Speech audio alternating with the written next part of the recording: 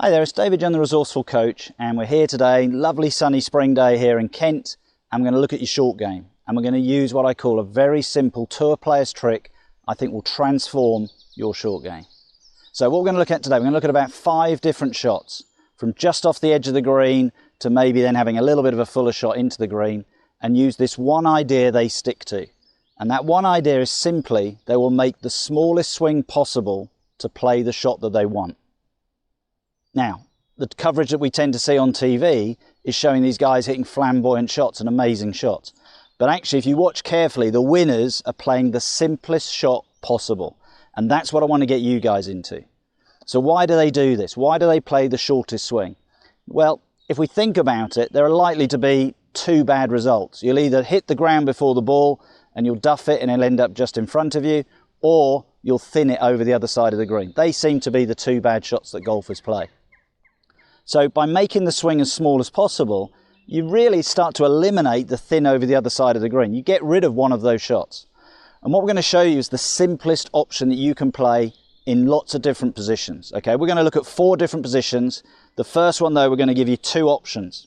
Now, the ball here is just off the green. We're only a couple of feet off the green, and I see this all day long. People are just off the green, they pull out a sand iron, they start making a big swing, and before they know it, they're over the other side of the green. What's the simplest option? Well, if you can, use your putter. That's the one I would use. So let's have a look at it. I'm only 2-3 feet off the green.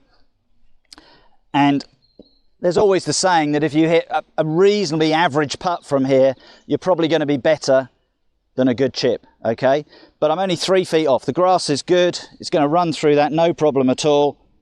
So if you've got that situation, go to your putter straight away. Get that feeling. Running through, there we go, we're up within a couple of feet of the hole. Okay, now, there are people who don't like that shot, and I get it. So here's another option. We just want to get the ball moving forward quite quickly. And this is a new shot I see people starting to play, okay? But we can look back probably over a dozen years ago when Justin Rose won the US Open. He went over the back of the green, he used a little hybrid type club to just get the ball rolling over the surface. He didn't like that bit of grass, and he found that this club would just give him a little bit of loft to lift it over it, and it would get the ball running. The other reason I like this particular club, because it has a sole on it the way it is, it slides through the ground a lot easier than say your sand iron or pitching wedge around the green.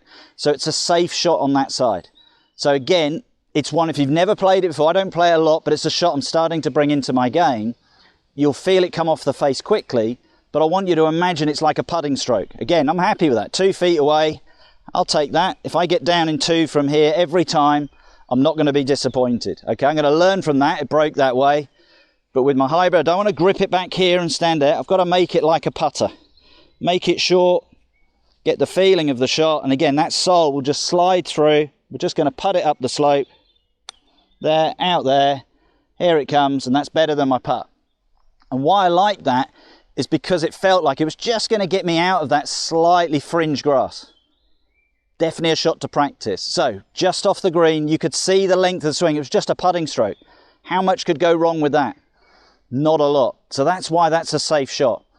So that's your first 2 shots that we've given you around the green. Keep it low in that situation. Shortest swing possible, the putter or the hybrid. Okay, let's create a different shot and let's see what options we can give ourselves there. So here's our 3rd shot, and we're a little bit further off the green. The ground is a little bit sort of uneven, and again, I'm not going to stop you if you are that player. I mean, we're now gone from a couple of feet off the green to now about 6-7 feet off the green. There's no reason why you can't do the putt or you can't do the hybrid type shot if that's what you feel more comfortable with, because again, it keeps the swing as small as possible.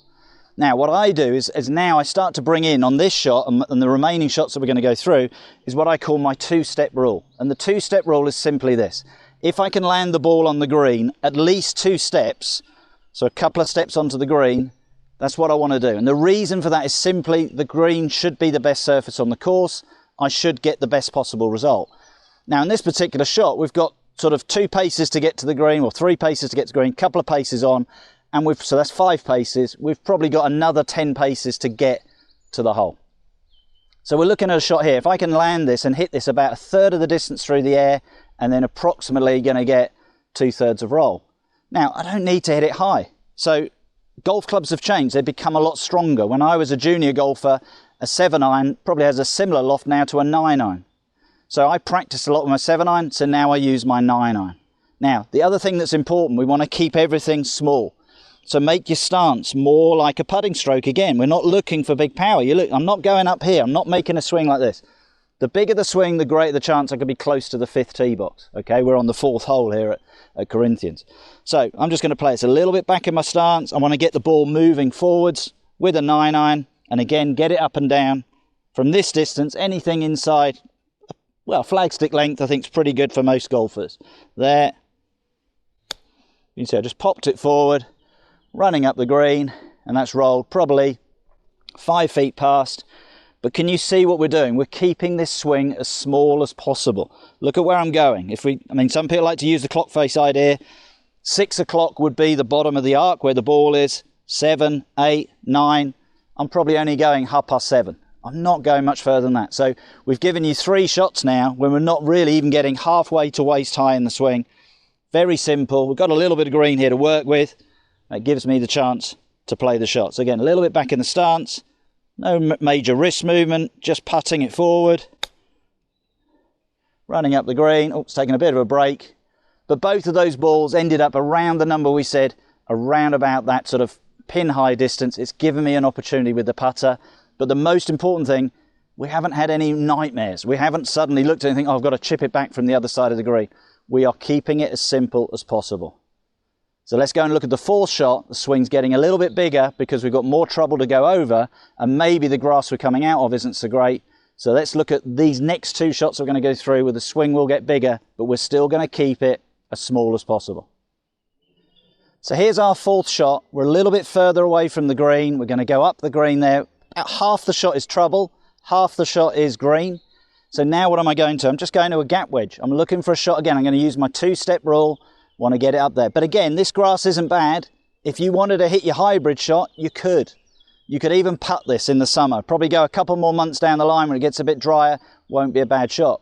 But the whole idea of this video is showing you how the swing is just gradually getting bigger to fit the shot in front of us. Okay? So all I'm doing now mentally just feels like half a swing. Still not a big swing. And I think the important thing, we talk a lot about accelerating the club through the ball. I'm not getting to it and thinking I've got to hit it hard. Smooth. I know I've got plenty of club. I know I've got plenty of swing. So I'm keeping the rhythm to my shot. So from there, just a little gap wedge, 50 degree. There. Pop it up onto the green. Hopefully there on the camera you can see it. Very simple. But again, even if I thinned this, it would probably only just go past the camera. I'd still be on the green. Because I'm not taking a lob wedge. I'm not suddenly taking the most lofted club and think, oh, I've got to make a big swing. So we're sticking to this rule. I know you watch my videos and you go, oh, he's going through it again. Yeah, we're going to keep it simple. So still a narrow stance. I've gone more central now with the ball position. From there, all we're going to do, let the club slide under. Very simple shot, up onto the green. There we go. Well, within a foot of the hole. So the whole idea through this video so far is make it as simple as you can. Keep the swing as small as possible. Okay, those 2, again, look at the results. I've not done anything amazing. Hopefully you could see through the swing that if I hit that ball any harder, yeah, it could be into trouble. But I'm keeping that smooth, soft rhythm to the shot. That's the key thing that we're looking at. Okay, let's create one more shot. It's got to be a slightly bigger swing. We're going to put the ball in a little bit of trouble and see what result we can get from there. So here's our final shot. We're sitting a little bit in the rough. We've got a good amount of grass, sort of rough grass to get over. We've got the green and then we're running down to the hole. So these are really the only shots the players now are going to start to go a little bit more past that half swing. Again, if this ground was good, they'd run it up there. They'd keep it as simple as possible. But I need to get some height. I need to get to the bottom of that ball to get it out of the grass, get it high enough to get over this bit of grass in front of me, and then get it running down the green. And again, a result that would be good from here, anything inside, even for me as a professional golfer, inside 15 feet from this lie, I'll take it. So two flagstick lengths, I'll be really happy. So what am I looking at? I've gone to a 56. I've gone a little bit more loft. And now what I want to do, first thing I do if I had this lie is have a couple of little practice swings beside the ball. And the reason for that is I want to feel how thick the grass is.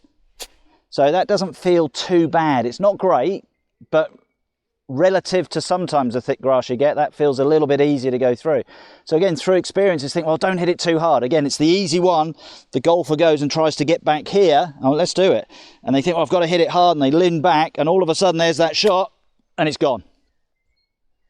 And you can see the amount of effort. I mean, I'm still going. It's still going. It's gone over the other side, and I'm 20 yards past where I played that shot from earlier with the hybrid, okay?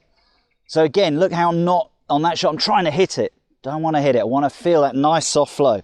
So 56 degrees.